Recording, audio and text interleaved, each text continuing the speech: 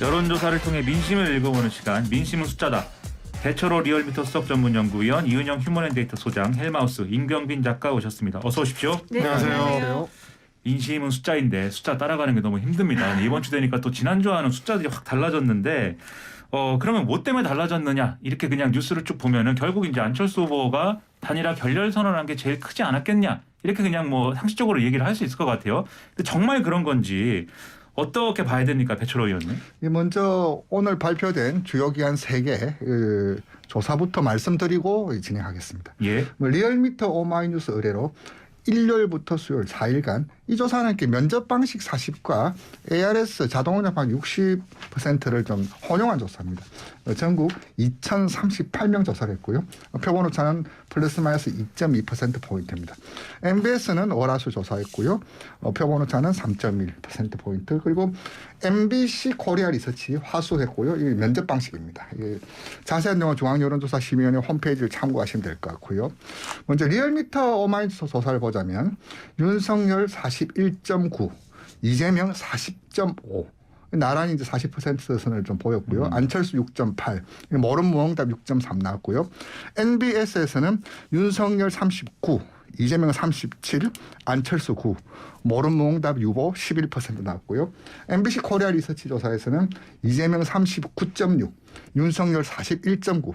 저기 이제 지난주 조사들 보면은 한 군데 빼놓고 다 오차범위 박 윤석열 후보에도 우세를 보였었는데 네. 이번 주 조사를 보면 아까 세 곳 말씀드렸듯이 많이 나는 곳이 2.3% 포인트. 즉 이제 촘촘히 딱 붙어 있는 좀 그런 흐름을 좀 보였습니다. 아무래도 원인을 찾자면은 안철수 후보가 했던 단일화 결렬선언 이 흐름이 득실이 작용과 반작용이 어떻게 나타나느냐인데 저는 개인적으로 봤을 때 문재인 대통령을 긍정평가하고 진보층이면서도 민주당을 지지하는데 이재명 후보에게 선뜻 지지를 보내지 않았던 층. 굳이 개념 짓자라면 뭐 친문 반명 혹은 친문 비명이라고 할 수 있는 그 층들이 좀 움직였어요. 저희 이제 리얼미터 조사를 보면은 민주당 지지층에서 2.4%포인트 올랐거든요.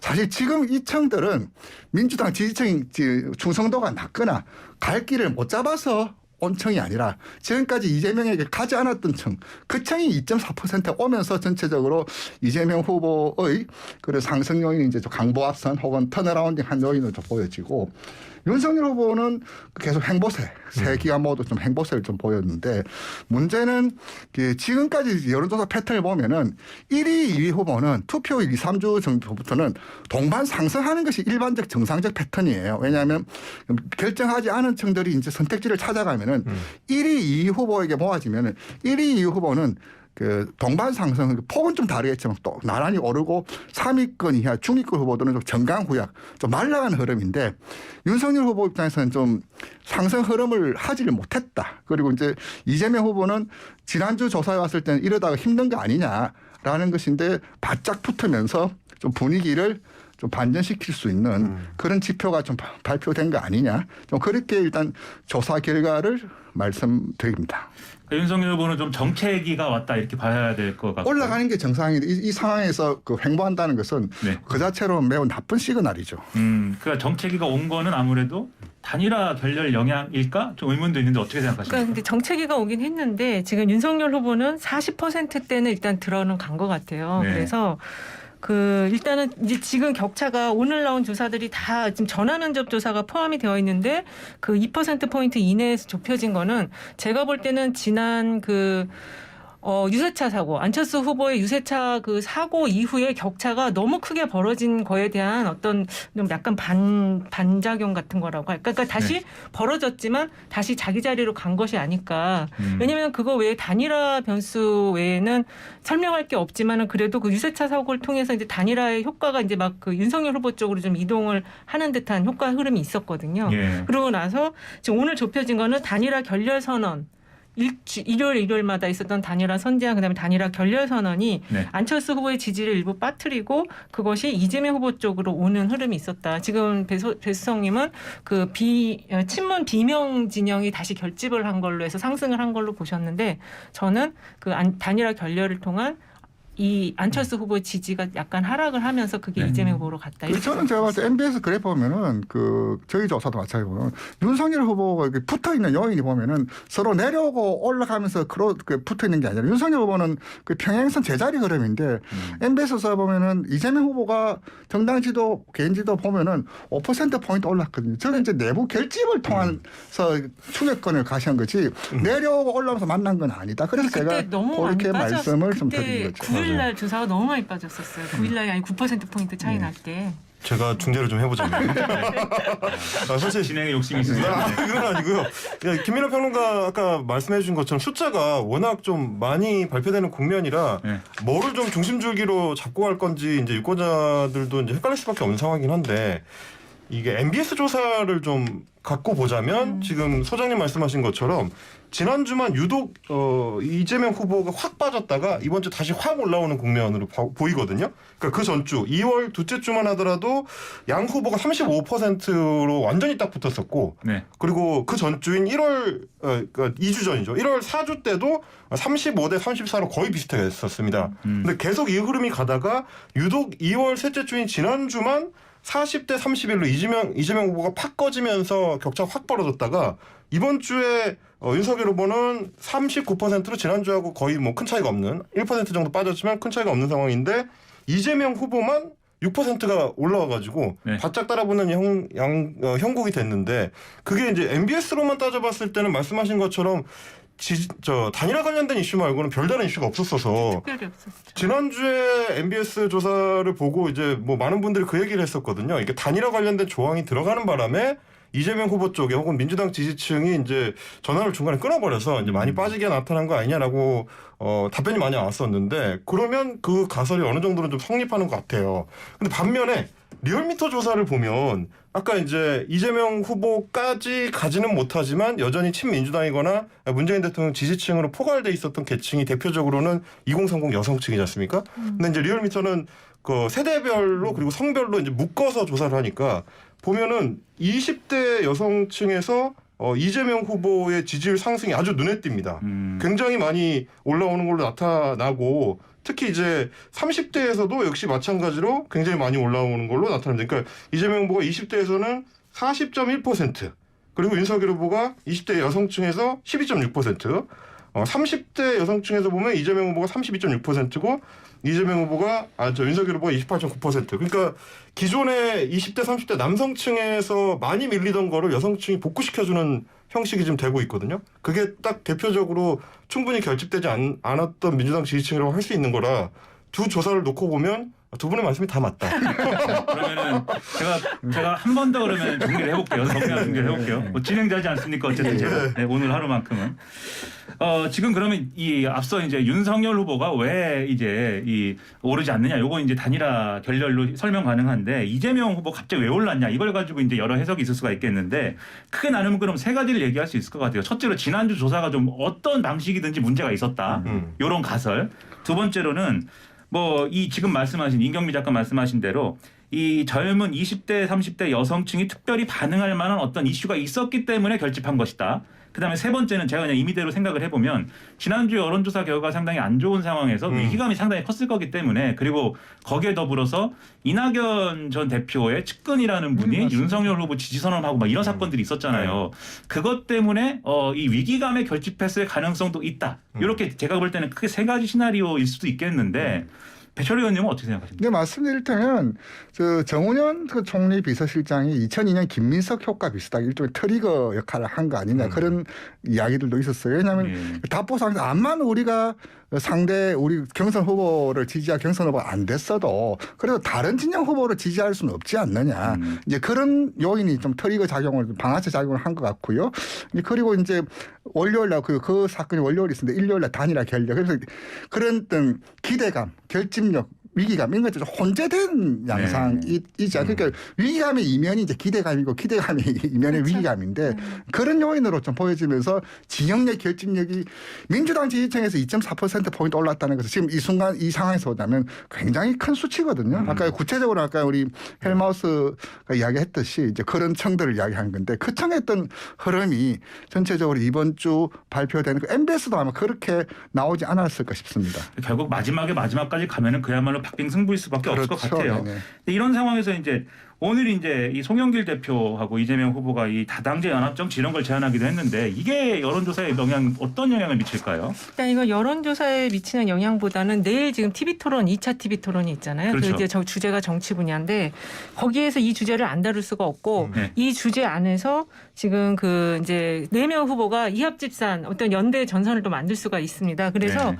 그것이 이제 주말에 또 조사가 있을 거거든요. 거기에 미칠 수 있는 영향이 있다. 그래서 요거는 약간 그런 효과를 가져올 것이다. 이렇게 보고 있어요. 그 재밌는 지적하셨는데 보통 그 대선 기간에 이제 흔히 이번 주 대선 두 번째 주를 디베이트 위크라고 해서 지금은 없어지지만 토론이 많은데 텔레비전 토론 사실 세트 플레이예요. 이를테면 앞에 예열을 하면서 TV 토론에서 극적으로 몰아가든지 아니면 텔레비전 토론에서 불을 붙이면서 그다음 퍼포먼스나 동선상에서 그 효과를 극대화하든지 그랬을 때 오늘이 그냥 던지는 송 대표가 반전 카드로 던지는 것이 아니고 오늘 이제 충분히 사실 반향은 좀 컸었는데 내일 아마 정치 분야 토론에서 한 번 더 정치 개혁 연합할 수 있는 그런 메시지 또 뭐냐면 대부분이 양한 것이 오늘의 메시지는 3월 9일을 염두에 둔 것이 아니라 3월 9일 이후 포스트 3구의 때 정치 지형을 미리 밝힌 거 아니냐.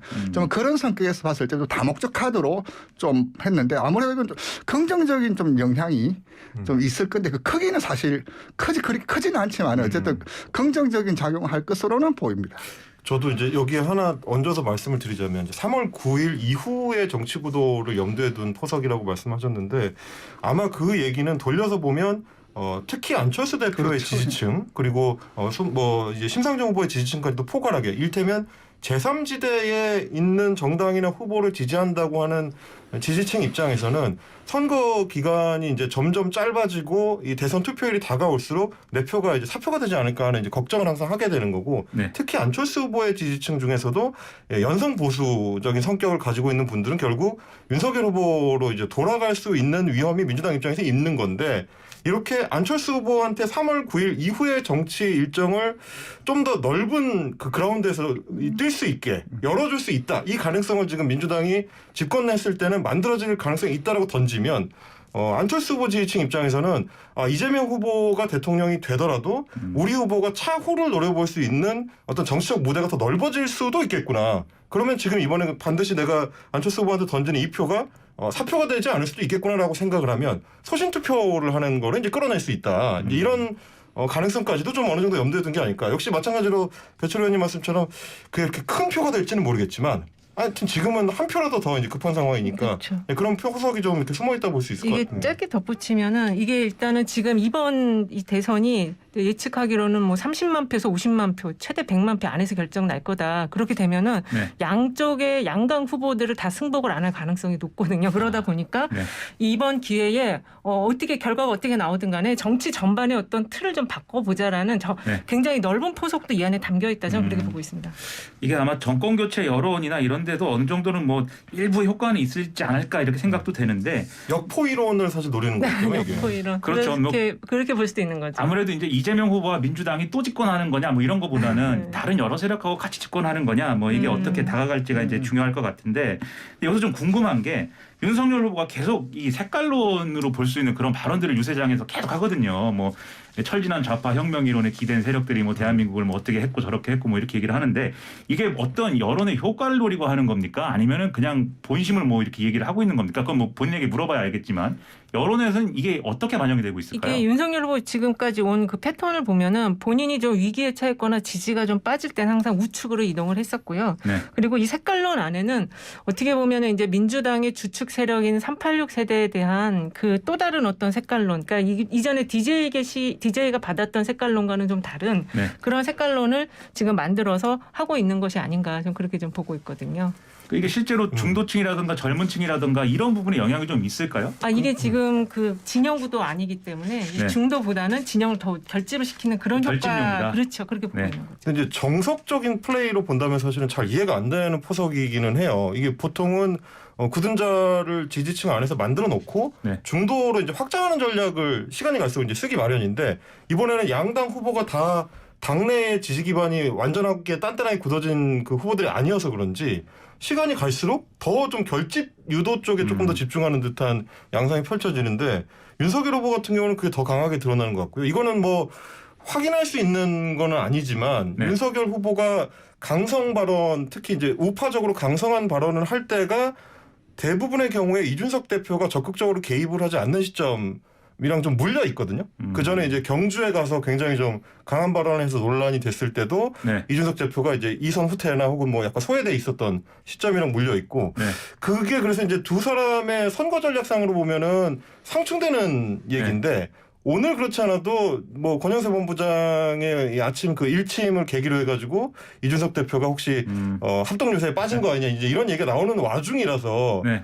이게 계속 이렇게 에스컬레이팅 되면서 윤석열 후보의 어떤 발언의 강도가 강해지는 상황이랑 이준석 네. 대표가 선거 유세에 전면에서 뒤로 좀 빠지는 상황이랑 좀 겹쳐 보이는 게 저의 이제 시각이긴 한데 네. 그러면 결국 윤석열 후보가 하고 싶은 대로 할 때는 중도층에 소구되는 전략은 좀 후퇴하는 게 아니냐 약간 이게 그런 생각 듭니다. 짧게 덧붙이면 이 색깔론이 이제 그런 효과, 우측을 더, 그러니까 우쪽에 있는 사람을 더 결집시키는 효과와 함께 지금 이 이제 진보 진영 안에도 아까 말씀하신 그 친문 비명이 있거든요. 네네. 이 색깔론과 함께 지금 가장 이해가 안 되는 발언이 내가 DJ와 더 정신을 계승한다는 이 발언을 같이 하는 거예요. 그렇죠. 네. 그러니까 이 친문 비명 안에서 그 세력, 그 표심도 끌어안겠다. 이게 지금 같이 다 들어있는 색깔론인 것 같아요. 그 배철호 의원님은 이게 이런 이제 유세로 인한 진영 간 결집 효과하고 그다음에 보수층에서도 좀 온건 보수라고 하는 분들이 이걸 좀 구태한 모습 아니냐 이렇게 볼 수도 있을 것 같은데. 저는 이렇게 아까 헬마우스 이야기했듯이 지금은 이제 이 시점 되면 남은 게 중도층, 무당층, 미결정층 따먹기 게임으로 나가지. 사실 그 사이즈 한 10% 물론 투표 여부는 좀 갈 텐데 일찍 보면 지금 메시지는 사실 그 대범함, 담대함, 그 미래 이쪽으로 가야 되는데 사실 이 메시지는 그 초기에 선거 캠페인 초기에나 출마할 때 이렇게 칼라가 분명할 때 쓸 메시지인데 지금까지 이렇게 메시지 쓰는 거는 뭔가 좀 약간 제가 생각했던 경험과 계하고는 조금 벗어나 있는 것 같다. 뭐 그 말로 가름하겠습니다. 비호감 대선하고도 연결이 돼 있는 것 같아요. 그래서 이 중도 표심이라는 게 네. 이게 비호감 대선이다 보니까 이게 지금 이런 식의 계속 색깔론을 하면은 네. 이 중도 표심은 기권을 할 가능성이 있어요. 그 네거티브를 강하게 하는 거는 중도 표심을 기권시키는 전략도 될 수가 있거든요. 그러니까 어떻게 보면 정권 교체로는 상당히 좀 크게 그렇죠. 잡히는데 부각시키기 위해서. 윤석열 후보가 충족을 못 시키는 요인 중에 하나가 이제 이런 유세일 수도 있겠다. 그렇죠. 그래서 이번 주에 좀 이렇게 지지율이 안 올라가는 어떤 요인이 될 수도 있겠다 싶기도 하고. 근데 이제 사실 그래가지고 그 네. 정치 컨설턴트 한 분이 그런 말씀하시더라고요. 이번 대선 발이 넓으세요. 네. 본인이 지켜보니까 비유하자면 고양이들의 그 우다다 선거다.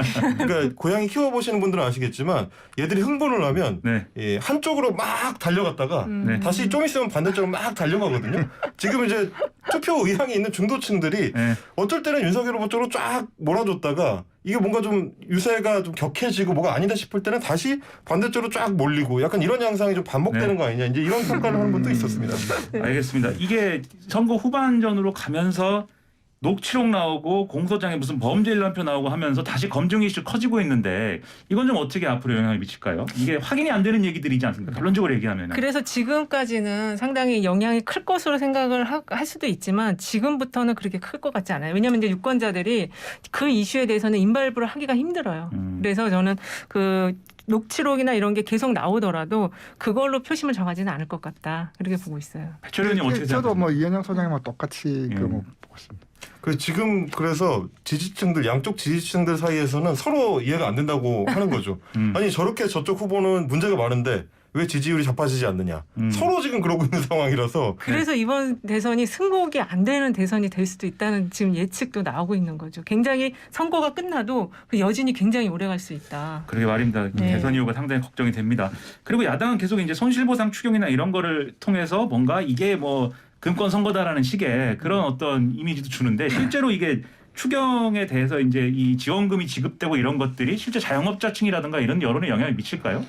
이번 주 이제 그 리얼미터 조사에서 보면 그 자영업자층에서 이재명 후보 지지율이 5.1% 포인트 올랐어요. 저 이제 효과가 있다는 것이 이제 데이터로 좀 입증이 된 셈인데 문제는 이제 추경을 좀 더 좀 적극적으로 좀 공격적으로 했어야 되지 않냐. 그러니까 정치적 셈법 혹은 뭐 매표행위 이런 말 듣기 전에 이미 좀 했었으면은 또 180석이라는 현실적인 물리적인 힘을 가지고 있는 그 상황이고 이것을 정치 지금 대선 국면하고는 관계없이 좀 진행을 했으면 훨씬 더 이보다 자영업자층에서의 좀 평이 또 이제 어차피 코로나 극복이라는 그 후보 컨셉도 그렇게 잡았지만은 이 현실의 문제에서 봤을 때도 좀 시기가 좀 아쉬웠다. 좀 뭐 액수는 좀 차치하더라도 그것이 이제 정쟁의 소지로 너무 길게 끌면서 본인의 취지가 많이 퇴색 무색된 것 아니냐. 좀 그 의견 좀 덧붙입니다. 그런데 저는 이제 이 그 자영업자 지원금 관련해서도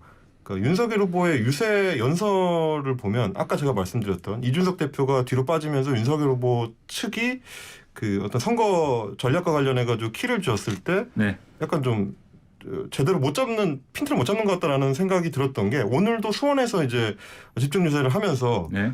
선거가 코앞이라고 300만 원 나눠주는 이 매표행위다라고 이야기를 했단 말이죠. 네. 근데 정작 당내의 중진 의원들, 권영세 본부장이라든지 뭐 다른 뭐 국회의원들, 권명호 의원이라든지 뭐 이명수 의원이라든지 이런 분들은 본인의 블로그에다가 전부 이거를 이제 잘 이 추경을 집행을 해가지고 소상공인들을 지원했다라고 일제히 게시물을 올렸습니다. 네. 그러니까 전혀 다른 이야기가 나오는 거고 엇박자가 나오는 상황인데 제 말이요. 그러니까 이게 베테랑 정치인들이 저렇게 중요하게 강조하는 거 보면 저쪽으로 가는 게 맞을 것 같은데 윤석열 후보는 현장 유세에서는 정반대로 이건 매표행위다 이렇게 얘기를 해버리니까 엇박자이기도 하지만 저게 유권자층에 가서 닿는 어떤 전략적인 의미도 효과가 반대로 나타나지 않을까 이제 그런 생각이 드는 거죠. 아무래도 손실보상은 정부에서 지급이 되는 거라서 여권 후보에게 유리할 네. 거라고 보기 때문에 이제 윤석열 후보가 그렇게 매표행위라고 한 건데 그거는 당견이라고 볼 수밖에 없을 것 같아요. 왜냐하면 두부 여야 같이 합의해서 이게 지금 돈이 나가는 거라서 그렇죠. 네. 어떻게든 나도 얹었다 숟가락을 얹었다 이걸 얘기했어야죠. 그래서 사실은 이제 김기현 원내대표가 이제 협상 과정에서도 마지막에 네. 전세버스 운전자라든지 이제 기존에 소외됐던 분들을 포함시켰던 것도 그걸 의도했었던 거라고 보이는데 네, 네. 결국 이제 선거 이 대책위원회에서 이제 충분히 받아먹지 못했다 이렇게 볼 수도 있을 것 같습니다. 알겠습니다. 예산이라는 게 뭐 합의해서 처리한 건데 또 일방 처리했으면 또 거기에 따른 영향도 있었을 것 그렇죠. 같고 아무튼 이제 시간이 또 없어가지고 여기서 좀 마무리해야 될 것 같습니다. 네, 제가 진행하니까 시간이 계속 모자라요. 지금까지 헬마우스 임경빈 작가, 이은영 휴먼앤데이터 소장, 배철호 리얼미터 수석전문연구위원과 함께했습니다. 네, 고맙습니다. 네, 네, 감사합니다. 감사합니다.